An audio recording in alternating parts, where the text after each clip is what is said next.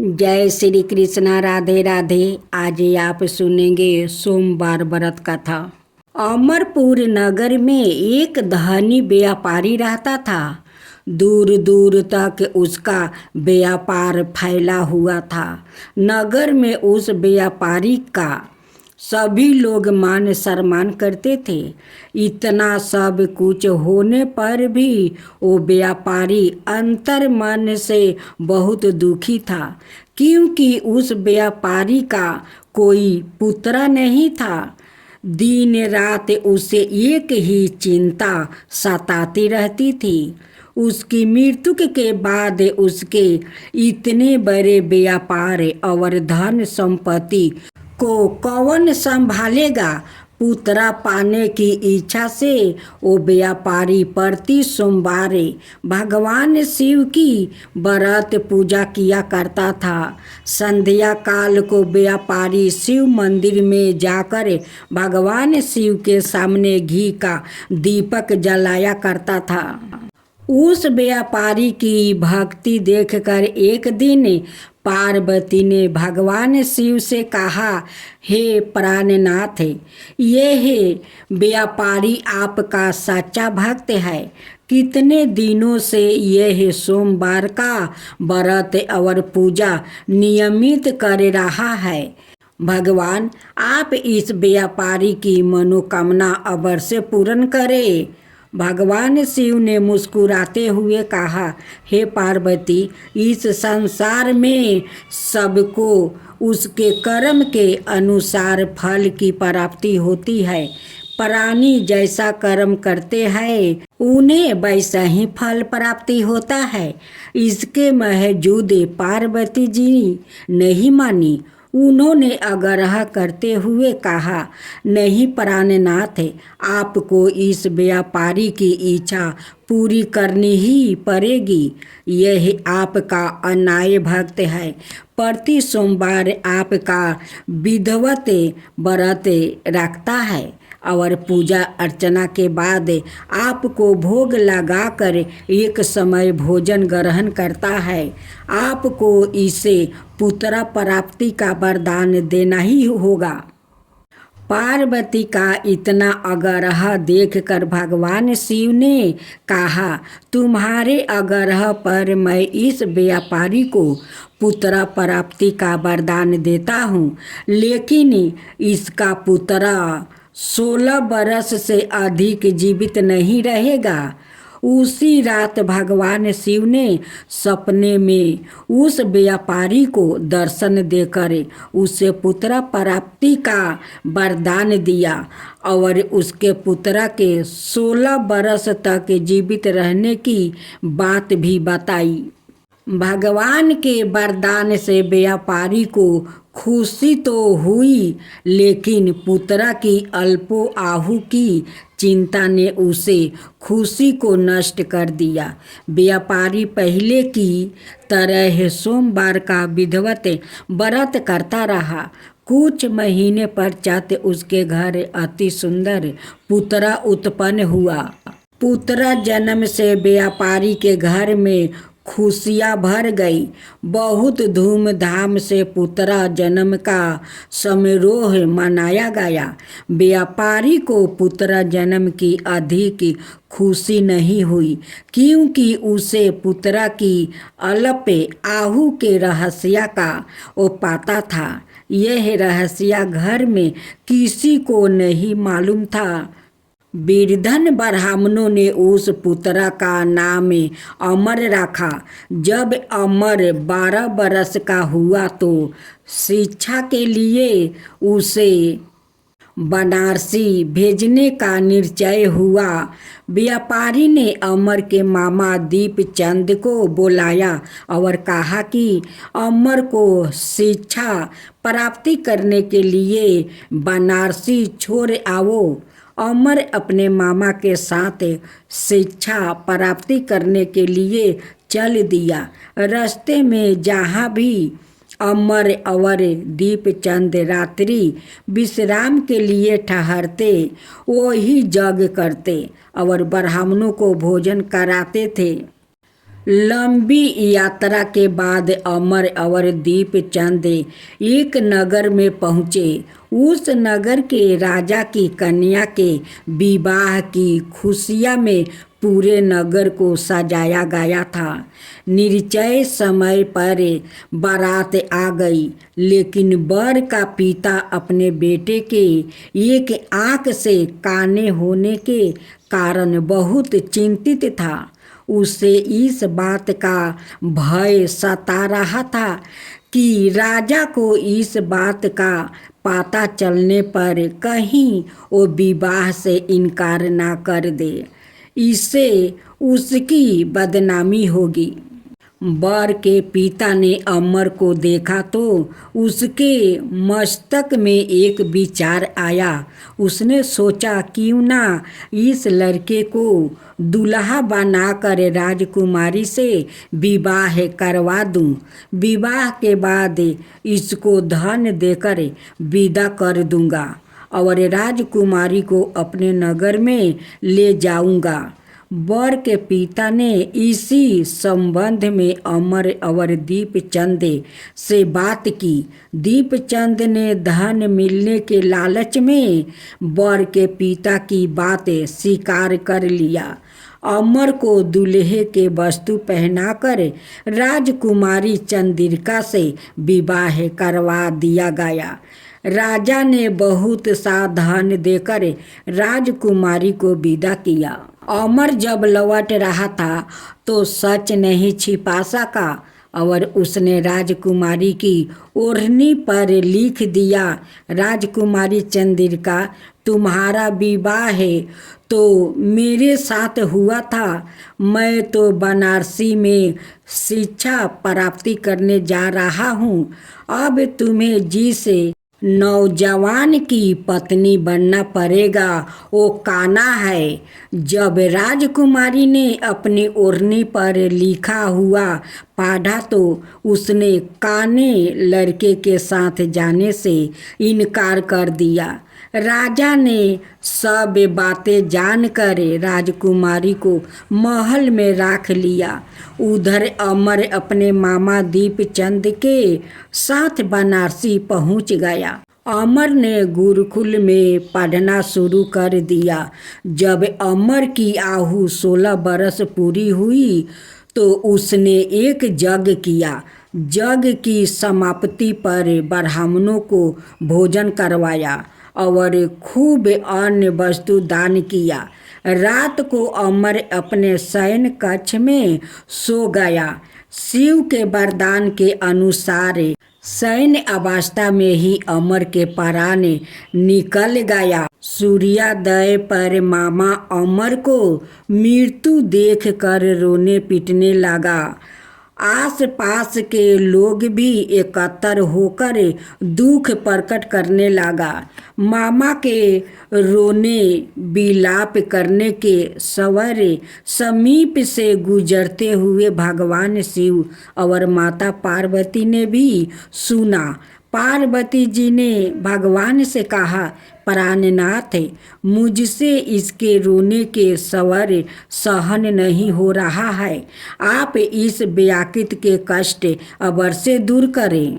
भगवान शिव ने पार्वती जी के साथ अदृश्य रूप में समीप जाकर अमर को देखा तो पार्वती जी से बोले, पार्वती, यह तो उसी व्यापारी का पुत्रा है। मैंने इसे 16 बरस की आयु का वरदान दिया था। इसकी आयु तो पूरी हो गई है। पार्वती जी ने फिर भगवान शिव से निवेदन किया, हे प्राणनाथ, आप इस लड़के को जीवित करें, नहीं तो इसके माता पिता पुत्रा की मृत्यु के कारण रो रो कर अपने प्राण को त्याग कर देंगे। इस लड़के का पिता तो आपका परम भक्त है। वर्षों से सोमवार का व्रत करते हुए आपको भोग लगा रहा है। पार्वती के आग्रह करने पर भगवान शिव ने उस लड़के को जीवित होने का वरदान दिया और कुछ ही पल में वो जीवित होकर उठ कर बैठ गया।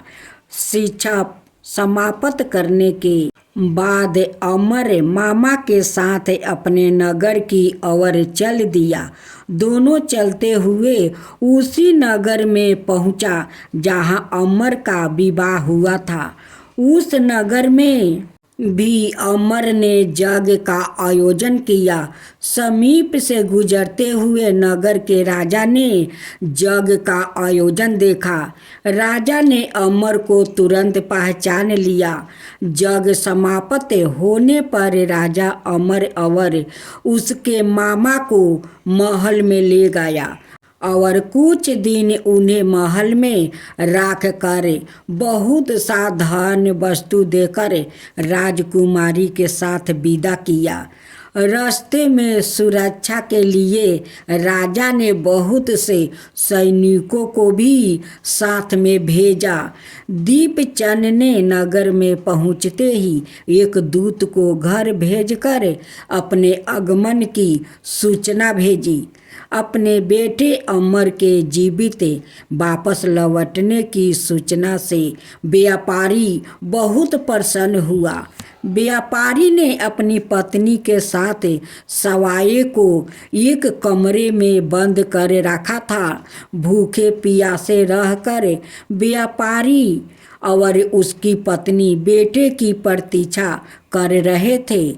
उन्होंने प्रतिज्ञा कर रखी थी कि यदि उन्हें अपने बेटे की मृत्यु का समाचार मिला तो दोनों अपना प्राण त्याग देंगे। व्यापारी अपनी पत्नी और पुत्रा के साथ नगर के द्वार पर पहुंचा। अपने बेटे के विवाह का समाचार सुनकर पुत्रा वधू राजकुमारी चंद्रिका को देखकर उसकी खुशी का ठिकाना न रहा। उसी रात भगवान शिव ने व्यापारी के सपने में आकर कहा, हे श्रेष्ठ, मैंने तेरे सोमवार के व्रत करने और व्रत कथा सुनने से प्रसन्न होकर तेरे पुत्रा को लंबी आयु वरदान की है। व्यापारी बहुत प्रसन्न हुआ। सोमवार का व्रत करने से व्यापारी के घर में खुशियाँ लौट आई। शास्त्रों में लिखा है कि जो स्त्री पुरुष सोमवार का विधिवत व्रत करते हैं और व्रत कथा सुनते हैं, उनकी सभी इच्छाएं पूरी होती है। जय गणेश गिरिरासु मंगल मूला सुजाने, कहते अयोध्या से तुम देहु अभय वरदान। जय गिरिजापति दीन दयाला, सादा करत संतन प्रतिपाला। भारी चंद्रमा सोहत नीक, कानन कुंडल नाग फनी के,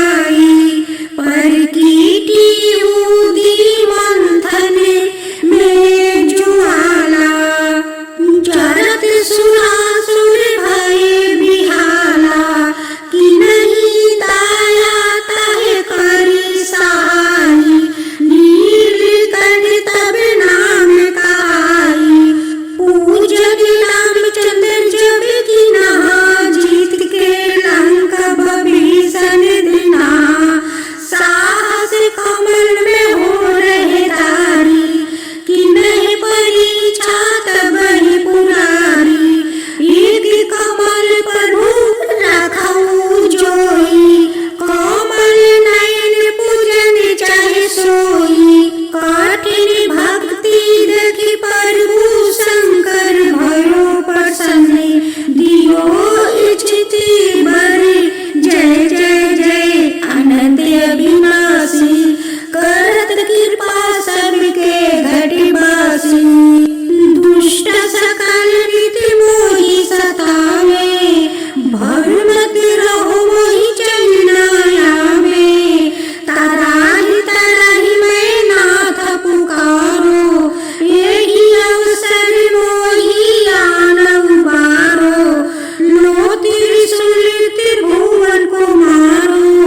संकट से मोहि आन उबारो, माता पिता भरता सब कोई।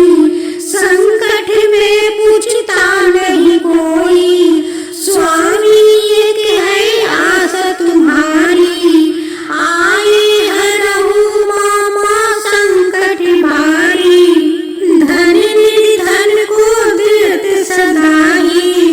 जो कोई जाचे सो फल पाही, स्तुति के ही विधि करे तुम्हारी। क्षमहु नाथ बचू का हमारी, शंकर हो संकट के नाशने। मंगल कारण विघ्न विनाशके, योगी यति मुनि ध्यान लगावे। शारद नारद शीस नवावे, नमो नमो जय नमो शिवाय। सूर्य मादिक पालना पाए, जो यह पाठ करे मन लाई। तापर होते हैं प्रभु सहाई, तिनिया जो कोई हो अधिकारी। पाठ करे सो पवन हारी, पुत्रहीन कर इच्छा जोई। निर्जित शिव प्रसाद ताहि होई, पंडित तेरायुदसी को लावे। ध्यान पूर्वक होम करावे, तेरायुदसी व्रत करो हरमेशा। ताके तन नहीं रहे कलेसा, धूप दीप नैवेद्य चढ़ावे। शंकर सम्मुखा पाठ सुनावे, जन्म जन्म के पाप नसावे। अंति धन शिवपुर में पावे, कहो अयोध्यासी आस तुम्हारी। जान सकल दुख हरहु हमारी, जय शिव ओमकारा। ओम जय शिव ओमकारा, ब्रह्मा विष्णु सदा शिव अर्धगिरि धारा। एकानन चतुरानन पंचानन राजे, हंसासन गरुड़ासन विषवाहन साजे। दो भुज चार चतुर्भुज दस भुज अति सोहे। त्रिगुण रूप निरखता त्रिभुवन जनि मोहे। ओम जय शिव ओमकारा, अक्षरमाला वनमाला रुद्रमाला धारी। चंदन निगम सोहे, बाले शिशुधारी।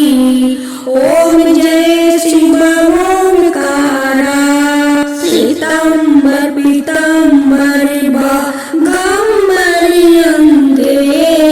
सनकादिक गरुणादिके भूतादिक संगे। करिके मध्यम कमंडलु चक्र त्रिशूल धरता। जगी करता जगी भरता, जगी संहार करता।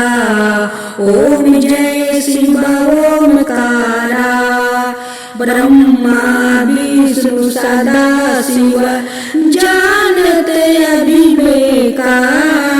प्राण बचरे में मध्य में यह है तीनों एका। काशी में विश्वनाथ विराजते नंद ब्रह्मचारी।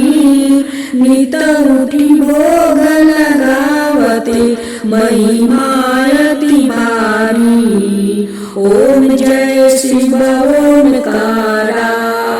तेरह गुण शिव जी के आरती जो कोई नर गावे। शिव जो कोई नर गावे। कहत शिवानंद स्वामी मन भजत शिवानंद स्वामी मन वांछित फल पावे। ओम जय शिव ओमकारा। ओम